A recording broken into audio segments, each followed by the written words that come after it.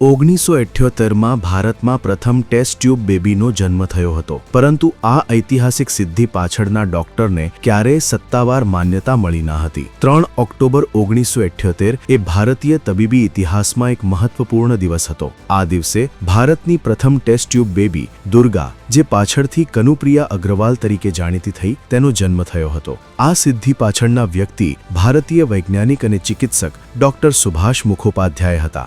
ભારતમાં આ સફળતા વિશ્વના પ્રથમ આઈવીએફ બાળક લુઈસ બ્રાઉનના જન્મના માત્ર 67 દિવસ પછી મળી. તે સમયે ભારતમાં આઈવીએફ બહુ ઓછું જાણીતું હતું, પરંતુ કોઈ પણ પ્રચાર કે ચર્ચા જગાવ્યા વગર ભારત તેની સમાન વૈજ્ઞાનિક સ્તરે પહોંચી ગયું હતું. ડોક્ટર સુભાષ મુખોપાધ્યાયે આ કામ સરકારી ભંડોળ, વિદેશી ટેકનોલોજી અને આધુનિક તબીબી સુવિધાઓ વિના કર્યું. તેમણે પોતે ભ્રૂણને સાચવવા માટે એક મશીન બનાવ્યું અને હોર્મોનલ પદ્ધતિઓનો ઉપયોગ કર્યો, જે આજે પણ આઈવીએફ સારવારમાં થાય છે. જ્યારે આજે આઈવીએફ ખર્ચાળ લેપરોસ્કોપિક તકનીકોનો ઉપયોગ કરે છે, ત્યારે તેમણે ઈંડા મેળવવા માટે એક સરળ અને ઓછી ખર્ચાળ ટ્રાન્સવજાઇનલ પદ્ધતિનો ઉપયોગ કર્યો. ગર્ભ સંરક્ષણ આજે આઈવીએફમાં મહત્વપૂર્ણ માનવામાં આવે છે. ડોક્ટર મુખોપાધ્યાયે દાયકાઓ પહેલા ભારતમાં આ સાબિત કરી દીધું હતું. આ મહત્વપૂર્ણ શોધ છતાં તેમને કોઈ સરકારી સમર્થન મળ્યું નહીં. જ્યારે તેમના કાર્યની મીડિયામાં ચર્ચા થઈ, ત્યારે પશ્ચિમ બંગાળ સરકારે નવેમ્બર 1978માં તેમની સામે તપાસ સમિતિની રચના કરી. આ સમિતિના ઘણા સભ્યો પાસે